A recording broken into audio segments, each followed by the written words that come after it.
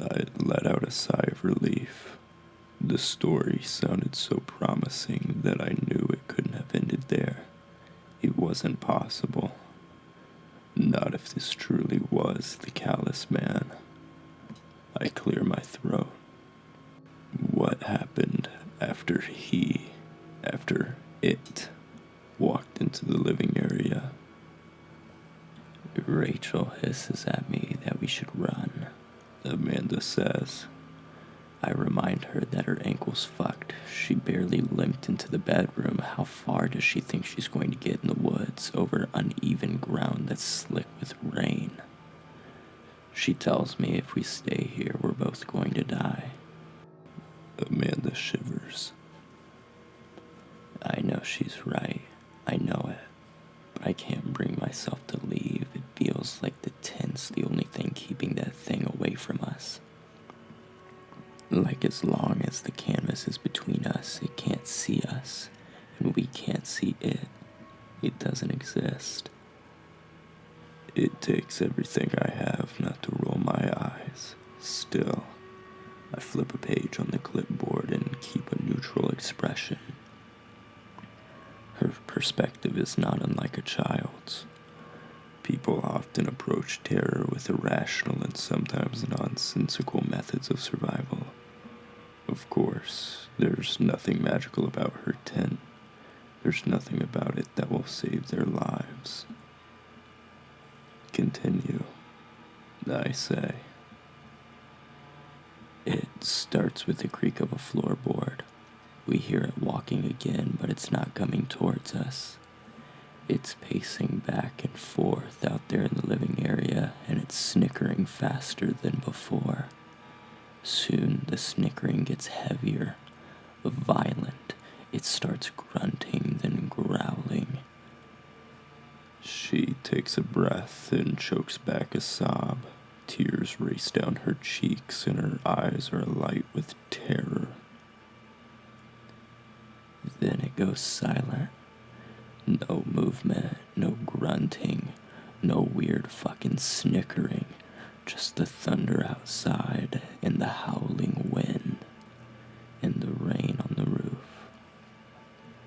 I'm sitting there, clutching the bare mace, and Rachel's crying, and both of us are praying it's gone. We're praying it's just given up, decided to move on, and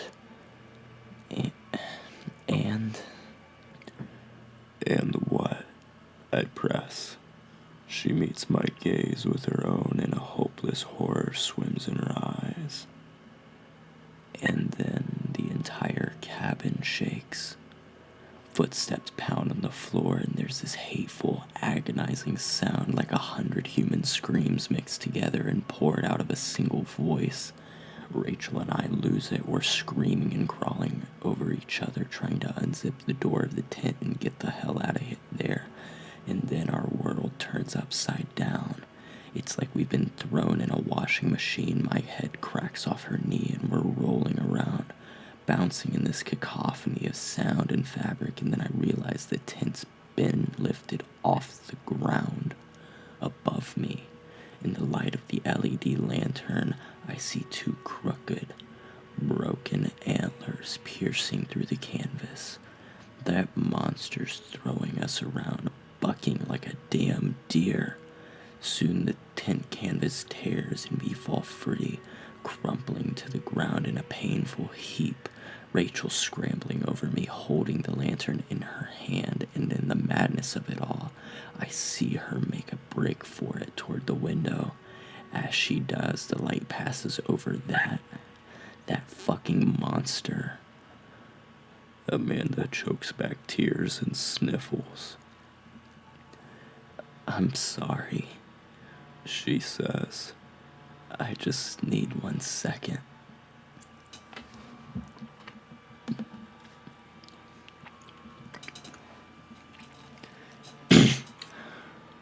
Of course, I reach into my jacket pocket and retrieve a set of tissues. Of course, I reach into my jacket pocket and retrieve a set of tissues. I pass them to her. Here, Blow your nose. She does, and when she's finished, both of us sit in silence for a moment. Her bottom lip quivers. It must have been 8 feet tall. It was crouched over, humanoid, except its chest was covered in fur and its legs were scaly like a bird's. It had a long tangle of black hair and its antlers jutted out from its eye sockets. I marked the details down in excitement. Yes, good. It's near a perfect description. It's missing only a few key things. The antlers, I press. Can you describe them? They were crooked, she says slowly. They came out at odd angles, both different, and around them was a halo of eyes, tiny black ones. She closes her own eyes and swallows. I almost missed them, except they all blinked in unison, and I remember thinking it was the most terrifying thing I've ever seen. The fact that all of them blinked, I ask.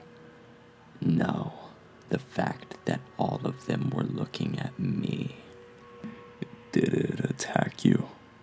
I have to know. The defining characteristic of the callous man is his method of attack.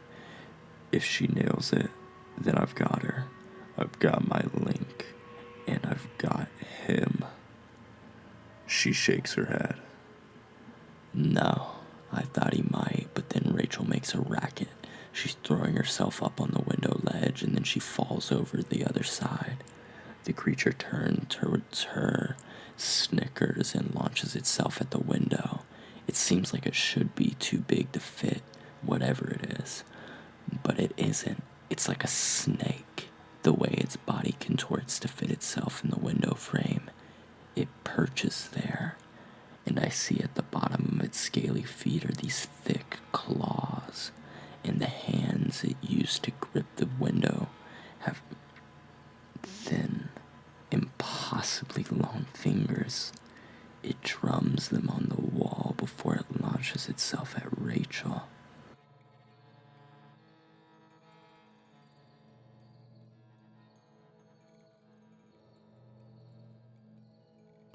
My pen races across the form, filling in details and circling boxes as the information presents itself.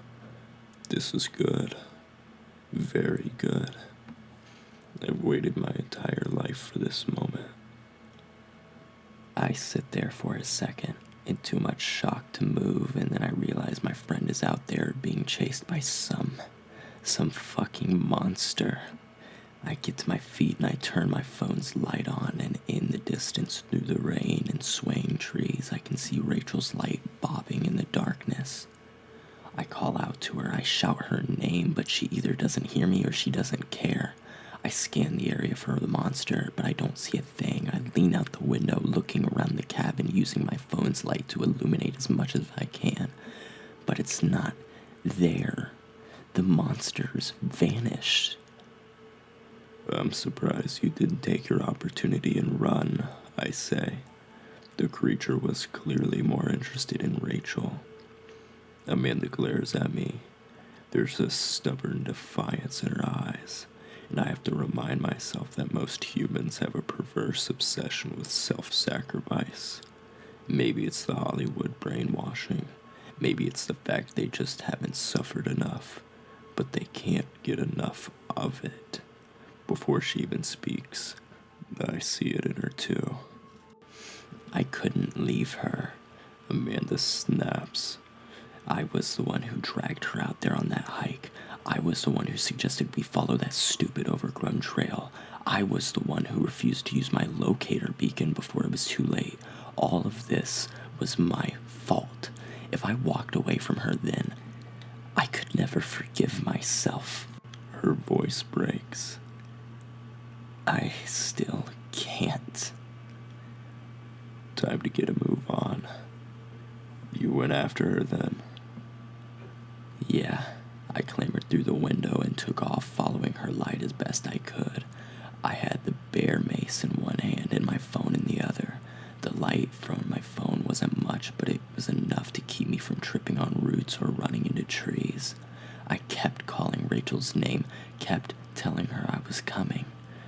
She can't have gotten far with a twisted ankle, I say. Then again, adrenaline can do incredible things. Amanda shakes her head. She wasn't moving that fast, at least compared to me. I was gaining on her.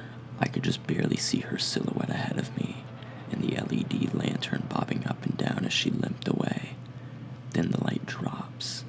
Rachel's silhouette vanishes, and I hear her scream. I double over, running with everything I have. My lungs are burning and my feet are slipping on the mud, but I don't care. I'm not thinking anymore. I'm acting on pure instinct, and my instincts are telling me that if I don't get to Rachel soon, that creature's going to kill her. The words stop. Amanda's body trembles and she breaks down. She can't hold it in anymore. The torrent falls out of her, and her face gets ugly as she sobs into her hands. It doesn't take long before her palms are glistening with wetness, but to the girl's credit, she forces herself to keep going. She doesn't quit. Rachel's screams stop. I can't see anything really. The lantern's on its side ahead of me, and I can just barely make out a shape in the darkness. It's the sound that still haunts me, though. I think it always will. What sound? This wet, tearing sound, like skin being torn and blood splattering the ground. It's followed by a dull crunch, and then I hear slurping, swallowing. I charge forward, and I'm basically just adrenaline at this point. I hold my phone up as I close the distance, and I see it. She takes a sobbing breath. I see the man with antlers for eyes. He's crouched over Rachel's corpse, and one of her arms have been torn in half, dangling by a thin strip of flesh. It's missing her hand. Blood is everywhere, and it's still spurting out of her torn limb. I'm too stunned to move, too shocked at seeing my friend dead on the ground in front of me, being eaten by this thing. Her voice trembles and she launches into another fit of tears. She brings a tissue to her nose and blows a thick wad of mucus into it before throwing it unceremoniously onto the warehouse floor. She wipes her face with the back of her sleeve.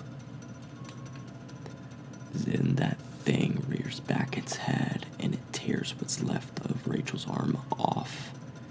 It starts to chew it. It's more gruesome than anything I've ever seen. I don't think we're wired to deal with seeing that shit as human beings, you know? Like, nothing in my programming knew how to deal with that. Once it finishes chewing, it swallows the arm and it opens its mouth again. Its bottom jaw falls all the way to the forest floor. Its gaping maw large enough for a grown man to walk straight into. It sits there in front of her corpse for a second, and then that cacophony of screaming starts again, like 100 anguished voices stitched together. A flurry of human arms reach out of its mouth, clawing towards Rachel's limp body. They clutch at what's left of her torn limb, her hair, her jacket. They clutch at anything they can reach. Then they start dragging her into the monster's mouth. There it is. It's just as I remember. Amanda loudly blows into the tissue again.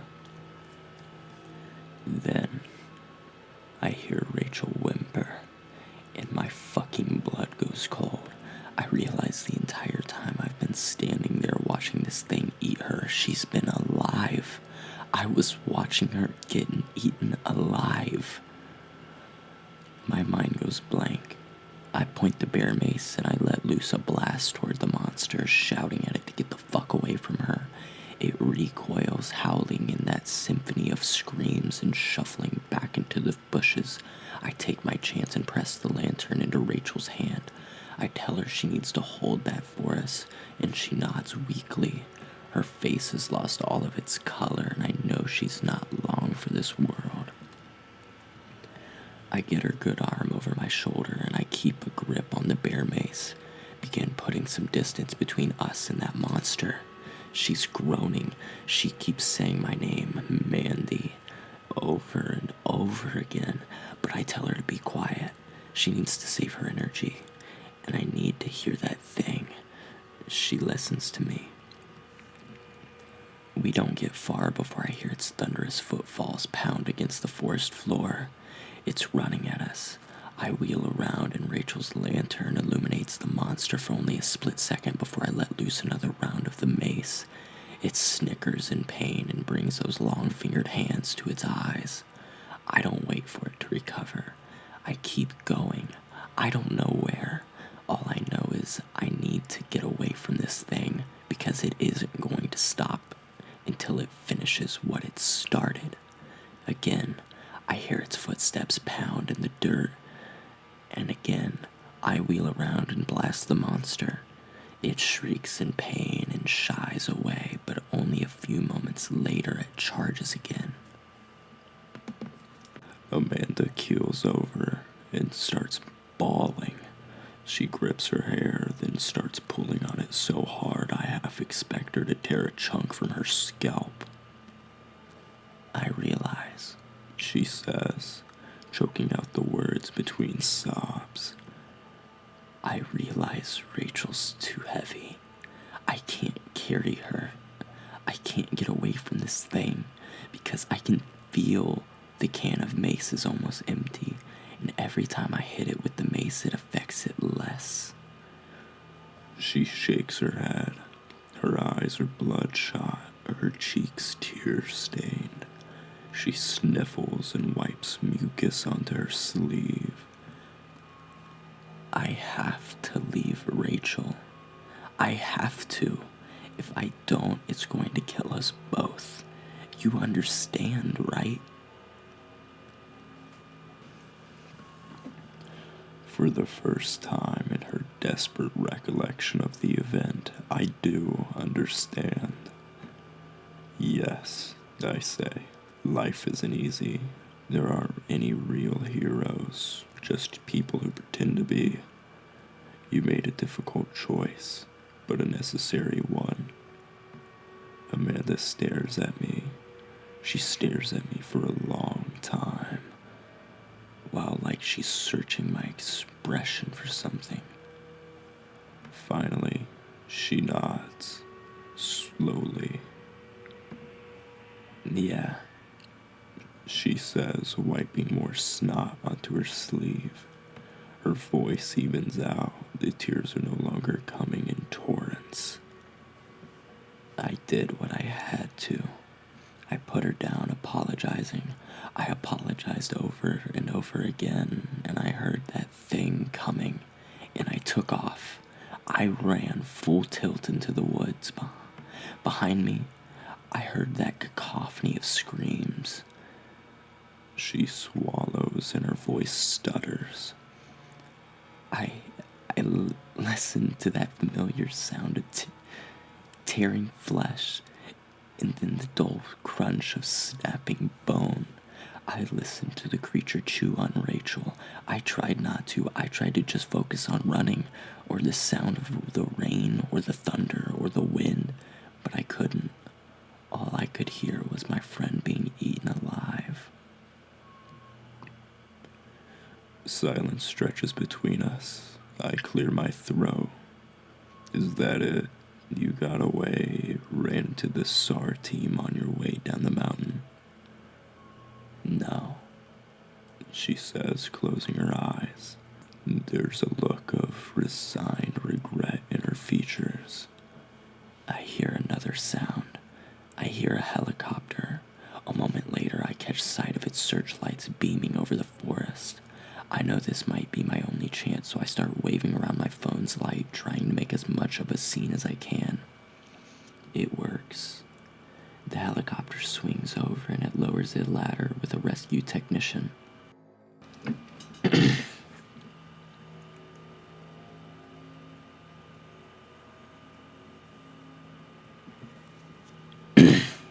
He straps me to a line and asks me if I'm alone. I'm hysterical, shouting a mile a minute. I shriek that a monster attacked my friend, and I point towards Rachel's lantern, faintly visible in the distance. I tell him it killed her.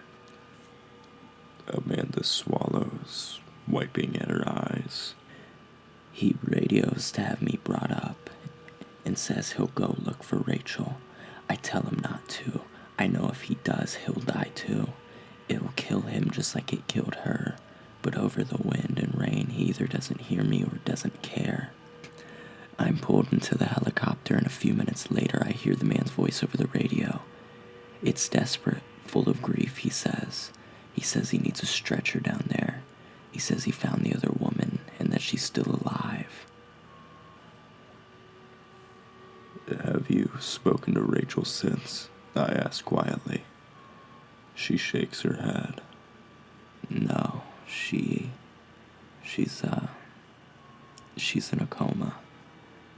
Both of her arms are missing, the wounds are infected, and she's developed serious pneumonia. Doctors aren't sure if she's going to make it. She brings a hand to her mouth and chokes back a sob. Her eyes are wide and her body quakes. I'd left her there to die. If I had just stayed with her a couple minutes longer, then the rescue chopper would have found us. It would have scared that fucking thing away, and Rachel would still be gravely injured. I finish. You can't blame yourself. You didn't know the chopper was around the corner. All that you knew was something wanted to kill you, and it was winning the battle for your life. Her shoulders rack with silent sobs. I could have stayed with her. She breaks down all over again. This time I give her all the time she needs. I've scarcely seen somebody so grief-stricken in all my years of doing this, and it's almost as bizarre to me as the anomalies I've spent my life hunting. To hate yourself for something as simple as wanting to live. It's inhumane. I'm sorry, she says finally. That's everything. Can I go now? I lean back in my chair, frowning. It's not that I don't empathize with her, but such messy reactions only serve to get in the way of actually fixing problems. In her case, getting revenge for Rachel. She stands up, sniffling, then answers her own question. I'm gonna go. Wait, I say. She stops in her tracks. What?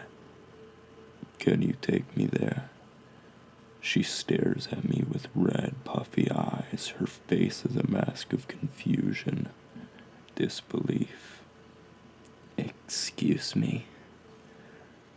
The cabin, I mean. I lean forward in my chair. Can you take me to the callous man?